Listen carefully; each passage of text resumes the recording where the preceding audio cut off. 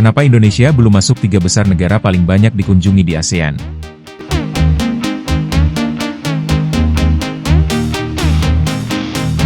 Pertama, karena Indonesia terlalu luas. Dengan lebih dari 17.000 pulau, wisatawan harus berpindah-pindah menggunakan pesawat, mahal dan memakan waktu.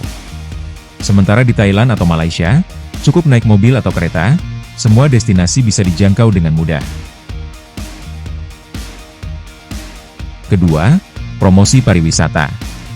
Thailand punya Amazing Thailand, Malaysia punya Truly Asia, dan mereka promosi besar-besaran di seluruh dunia.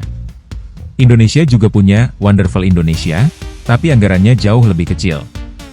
Ketiga, akses dan infrastruktur. Bali memang siap, tapi daerah wisata lain masih tertinggal. Jalan, bandara, hotel, hingga sinyal internet belum merata. Dan keempat, kebijakan visa dan biaya perjalanan. Bagi turis asing, berkunjung ke Indonesia kadang terasa lebih rumit dan mahal dibanding negara tetangga.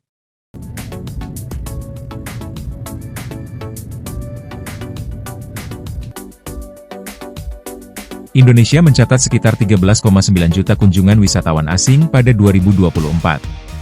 Tahun 2019 sebelum pandemi, Indonesia menerima sekitar 16,1 juta wisatawan asing. Dalam perbandingan global, untuk 2021 Indonesia berada di urutan ke-43 dalam jumlah kunjungan wisatawan luar negeri. Berdasarkan data yang tersedia, posisi Indonesia dalam peringkat kunjungan wisatawan asing di ASEAN belum disebut secara resmi dengan angka peringkat keberapa. Tetapi berikut ini rangkuman yang bisa dijadikan acuan.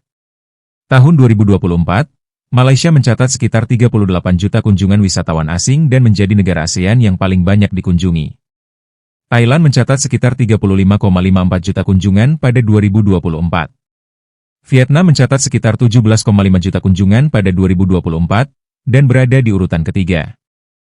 Indonesia mencatat sekitar 13,9 juta kunjungan wisatawan asing pada 2024.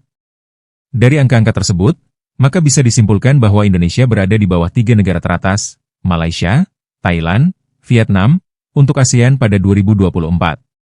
Jadi Indonesia secara kasar bisa dikatakan sebagai peringkat keempat atau kelima di kawasan ASEAN tersebut, tergantung data negara lainnya.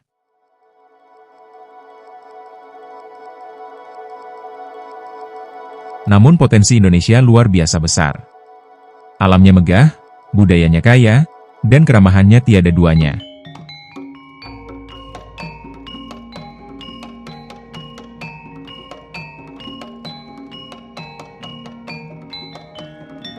Jika promosi diperkuat dan akses diperbaiki, bukan tak mungkin, suatu hari nanti, Indonesia akan menjadi raja pariwisata Asia Tenggara.